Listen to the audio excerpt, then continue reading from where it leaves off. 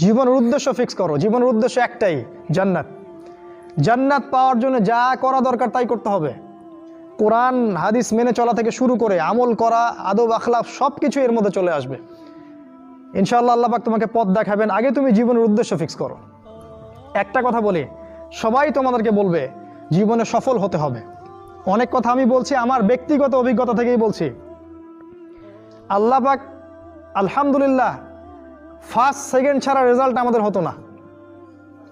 যখন থেকে আমরা বুঝতে পেরেছি যে ট্র্যাকে আমরা যাচ্ছি সে ট্র্যাকটা ভুল, সে ট্র্যাকটা ভুল, এই বুঝটা যখন থেকে আসছে আমাদের মধ্যে, আমরা চেষ্টা করছি অন্যদেরকে আমাদের শিক্ষা দিয়ে সচেতন করার জন্য।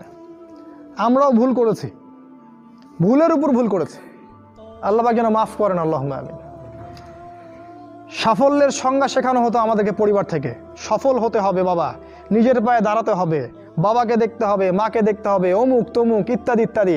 বিয়ে করবি কি নিয়ে, তোর তো কিছুই নাই, বলে নাই কথাগুলো আপনাদেরকে।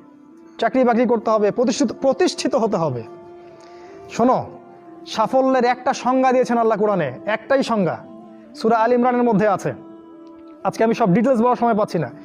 সূরা আল ইমরানের মধ্যে আছে, কুল্লু নাফসিন যায়িকাতুল মাউত, প্রত্যেকটা নফস মারা যাবে এবং কিয়ামতের মাঠে তাদের পুরোপুরি প্রতিদান তাদেরকে দেয়া হবে।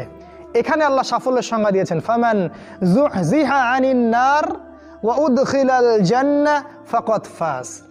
ওই দিন কিয়ামতের মাঠে যাকে জাহান্নাম থেকে বাঁচানো হবে আর জান্নাতে প্রবেশ করানো হবে, ফাকাদ ফাজা, এই ব্যক্তি হচ্ছে সফল। সাফল্যের সংজ্ঞা কোথায় পাইলেন?